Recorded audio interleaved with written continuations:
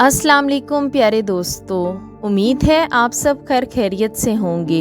दोस्तों, आज का ये इस्लामी वाक़या एक बादशाह और दरवेश के बारे में है जो बहुत ही दिलचस्प है। दरवेश एक पर्ची में कुछ बहुत कीमती अल्फाज लिखकर बादशाह को देता है और तलकीन करता है कि इस पर्ची को सिर्फ बहुत मुश्किल पढ़ने पर ही खोलना।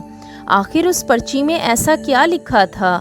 आइए इस वाक़ये की तफसील आपको बताती हूँ। पुराने वक्तों की बात है कि एक मुल्क में एक बादशाह हुकूमत करता था। खुशहाली के दिन थे। एक दिन बादशाह की मुलाकात एक दरवेश बुज़ुर्ग से हुई। बुज़ुर्ग बहुत ही नेक और परहेज़गार था। बादशाह इनसे बहुत इज़्ज़त से पेश आया और मुलाकात के आखिर में उनसे फरमाइश की कि मुझे कोई ऐसी चीज़, तावीज़, वजीफ़ा वगैरह लिख दें जो इंतहाई मुश्किल वक्त में मेरे काम आए।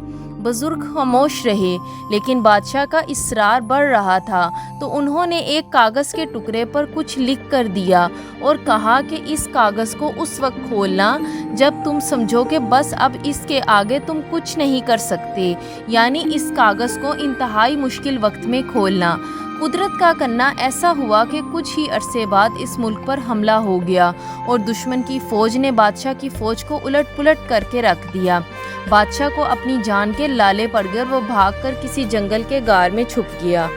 दुश्मन की फ़ौजें इसके पीछे थीं और वो थक कर अपनी मौत का इंतज़ार कर रहा था। फिर अचानक इसके जहन में दरवेश बाबा का दिया हुआ कागज़ याद आया। इसने अपनी जेब टटोली तो वो कागज़ खुशकिस्मती से इसके पास ही था। सिपाहियों के जूतों की आहट इसके करीब आती सुनाई दे रही थी। अब इसके पास कागज़ खोलने के सिवा कोई चारा नहीं था। जब इसने कागज़ खोला तो इस पर लिखा हुआ था कि ये वक्त भी गुजर जाएगा। बादशाह को बहुत गुस्सा आया कि बुज़ुर्ग ने मेरे साथ ये कैसा खेल खेला है, लेकिन अफसोस वो कुछ नहीं कर सकता था। इसने तहरीर को कई बार पढ़ा, लेकिन इसकी समझ में कुछ नहीं आ रहा था कि दरवेश ने ये क्या लिखा है और ये क्यों लिखा है। बिल आखिर इसने अपनी तलवार पकड़ी और सिपाहियों का इंतज़ार करने लगा। सिपाही आए तो इसने मुकाबला किया और वो बच निकला। इसके बाद कई मुद्दत तक बादशाह बहुत ख्वार हुआ, कई मुश्किलों का सामना किया। काफ़ी साल वो इस मुसीबत को झेलता रहा।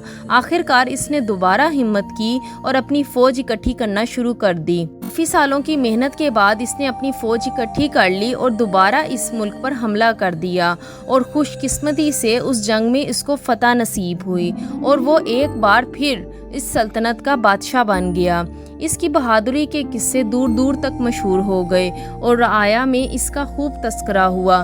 सब इसकी तारीफ़ करने लगे। इसके दरबार में और दरबार से बाहर भी लोग सिर्फ अपने बहादुर बादशाह को देखने के लिए आने लगे।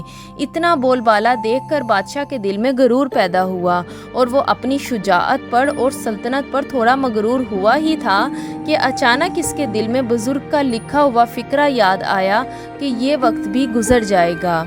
इसलिए कहते हैं कि वक्त जैसा भी हो गुजर जाता है, चाहे वो अच्छा हो या बुरा। हमें चाहिए कि हम मुश्किल वक्त में सब्र का दामन अपने हाथ से ना छोड़ें और अपने अच्छे वक्त में अपने आप को तकब्बुर से बचाएं, क्योंकि वक्त जैसा भी हो, अच्छा या बुरा, गुजर ही जाता है।